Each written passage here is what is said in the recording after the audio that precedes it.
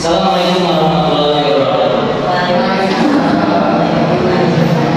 Alhamdulillahirobbilalamin wa bihi nasta'in ala umuri dunya wa din wassalatu wassalamu ala asyrofil anbiya'i wal mursalin wa ala alihi washabihi ajmain. Asyhadu an la ilaha illallah wa asyhadu anna Muhammadan abduhu wa rasuluhu la nabiyya ba'da. Rabbi ishrah li sadri wa yassir li amri wahlul 'uqdatam min lisani yafqahu qawli amma ba'd. Yang saya hormati Bapak Ibu guru wali kelas, ya, pada kesempatan pagi hari ini bisa berkumpul di ruangan ini untuk membahas persiapan proyek pembelajaran akademia yang akan kita laksanakan mulai tanggal 18 ini. Ya, salawat dan salam semoga telah dicurahkan ke Tuhan tercinta yang Nabi besar Muhammad SAW. Baik Bapak Ibu guru, agar lebih cepat saja, jadi sesuai dengan info sebelumnya bahwa kita akan mengadakan pertemuan kaitan dengan komunitas belajar, di mana kita akan melaksanakan sebuah proyek pembelajaran yang melibatkan siswa, guru, dan orang tua tentunya. Ya, tapi kegiatan proyek itu tidak akan terjadi kalau misalnya tidak kita susun atau tidak kita rancang sebelumnya. Karena itu, hari ini kita coba, mari kita rancang bagaimana proyek pembelajaran yang akan kita laksanakan itu berjalan dengan baik, ya, sehingga kita bisa mencapai target dan tujuan pembelajaran yang akan kita laksanakan.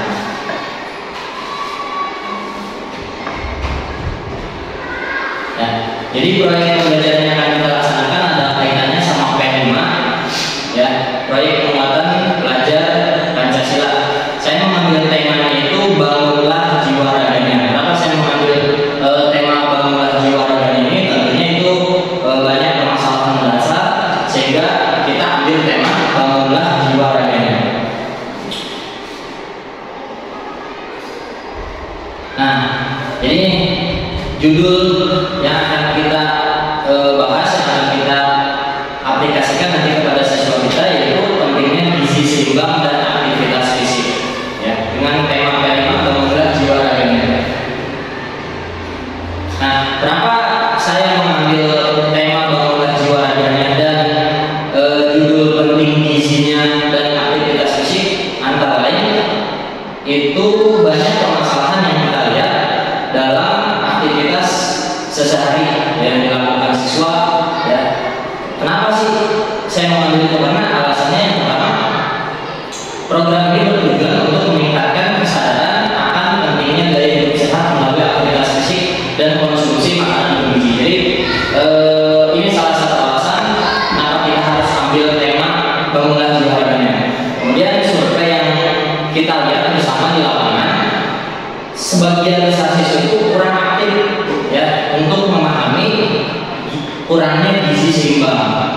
Kemudian program itu diharapkan dapat menumbuhkan rasa kepemilikan dan tanggung jawab terhadap kesehatan diri. Nah, ini salah satu alasan kenapa kita dalam proyek yang kita laksanakan ini mengambil tema bangunlah jiwa raganya.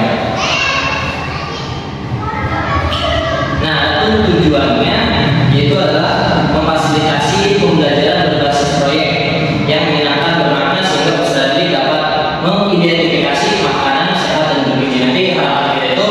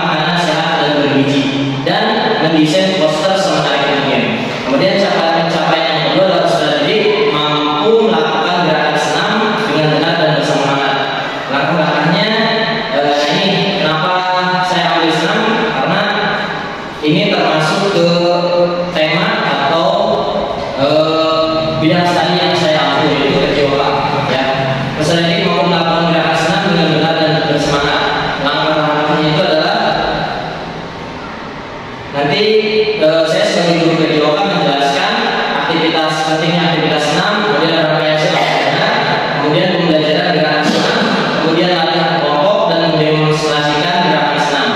Adapun hasilnya gerakan bisa jadi dapat mengikuti atau membuat gerakan senam sesuai instruksi atau gerakan dan menunjukkan antusiasme.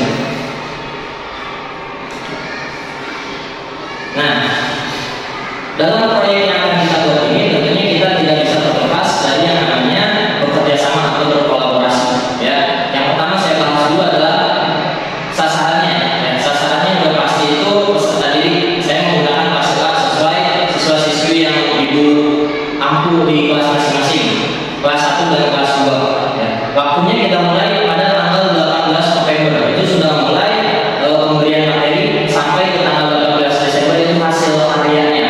Jadi tanggal 18 kita mulai pemberian materi di minggu pertama, kemudian minggu kedua juga kita pemberian materi, dan nanti di tanggal 18 Desember itu kita panen hasilnya. Jadi tanggal 18 nanti siswa itu disuruh mengumpulkan, menempelkan ke posternya atau mendemonstrasikan gerakan senamnya di lapangan. Nah, ini ada tiga elemen yang tidak bisa dilepaskan dalam pembuatan proyek ini. Yang pertama, saya sendiri sebagai guru PJOK, ya, saya akan membimbing dan memfasilitasi kegiatan senam yang akan dilakukan oleh kelompok peserta didik.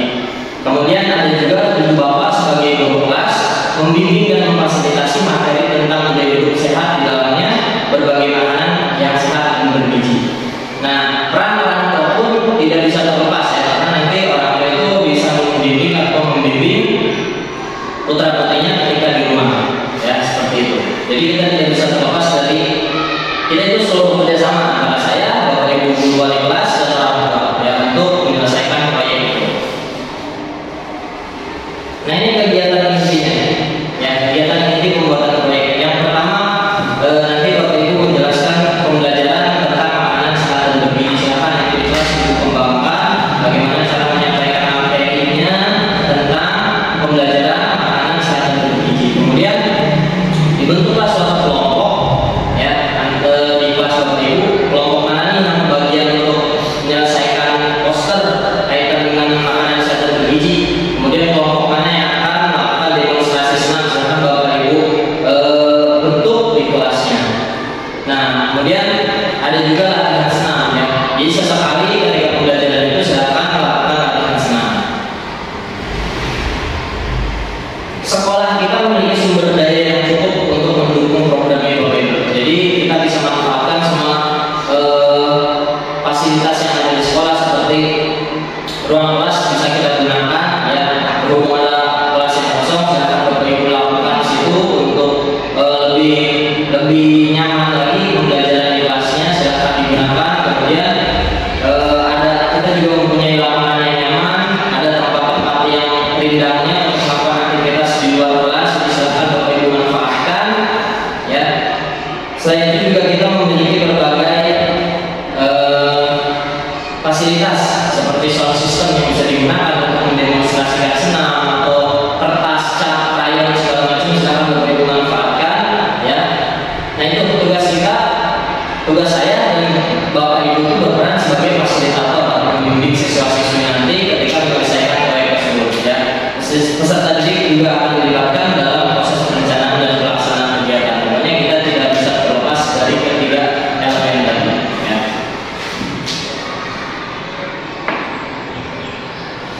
Nah, tentunya pasti ada hasil yang diharapkan, ya. Hasil yang diharapkan ini mengacu pada tujuan pembelajaran proyek yang sudah kita bahas di depan tadi. Yang pertama adalah mampu membuat poster makanan sehat yang menarik. Berarti Bapak Ibu silakan di sini jelaskan dulu, ya, membuat materi tentang makanan sehat itu seperti apa, makanan yang bergizi itu seperti apa, ya. Kemudian setelah dijelaskan, nanti siswa itu akan menyelidiki sendiri, mencari tahu sendiri apa saja sih itu makanan sehat, makanan bergizi. Setelah mereka tahu, langsung dituangkan ke poster itu, ya. Setelah dituang poster, nanti Bapak Ibu mengarahkan lagi, membimbing lagi, buat poster semenarik mungkin, sekreatif mungkin, ya. Jadi seperti itu. Kemudian yang kedua, mampu melakukan gerakan senam dengan benar. Nah, nanti saya bantu untuk membimbing siswa-siswinya untuk gerakan senam yang baik dan benar itu seperti apa, ya. kemudian memiliki kesadaran dan akan penting gizi seimbang dengan aktivitas fisik. Nah, ini yang akan kita tonjolkan terus, memiliki kesadaran penting gizi seimbang dengan aktivitas fisik.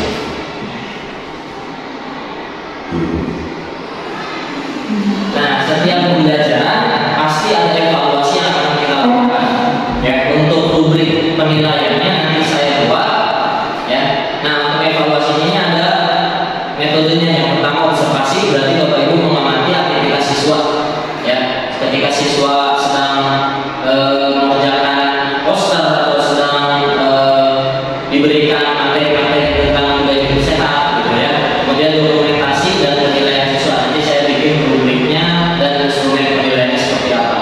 Nah, ini aspek yang dilihat yaitu aktivitas senam, pembuatan poster dan pengetahuan tentang gizi.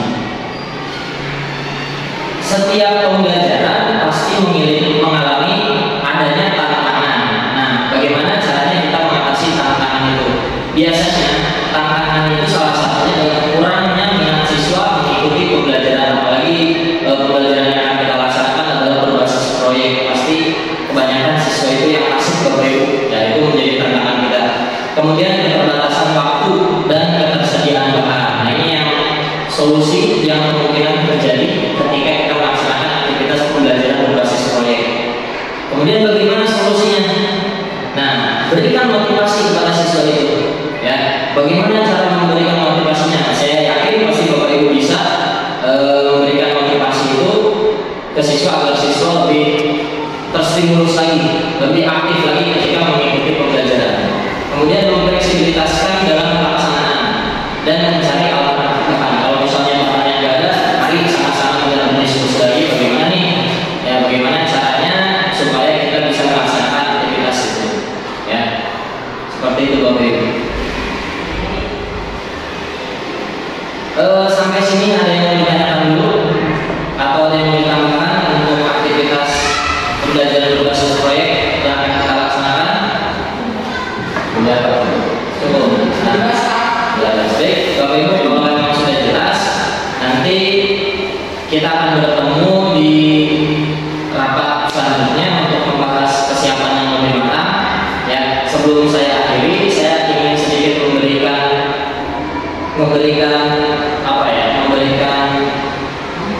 apa sih namanya, motivasi. Kita analogikan pembelajaran berbasis proyek ini adalah seperti kereta yang mengangkut penumpang. Ya, keretanya itu siapa? Keretanya itu kita. Ya, karena tema yang saya ambil itu adalah bangunlah jiwa raga, berarti itu melibatkan saya sebagai guru PJOK. Ya, jadi saya siap menjadi lokomotifnya, saya siap menjadi mesinnya untuk menyelesaikan proyek ini. Bapak Ibu menjadi gerbongnya. Ya, kemudian siapa yang menjadi penumpangnya? Siswa atau peserta didik. Ya, jadi kita sampaikan peserta didik kita dari titik A sampai ke tujuannya. Mana tujuannya? Tadi profil pelajar Pancasila. Jadi kita bermuara di sana. Ya, mungkin itu saja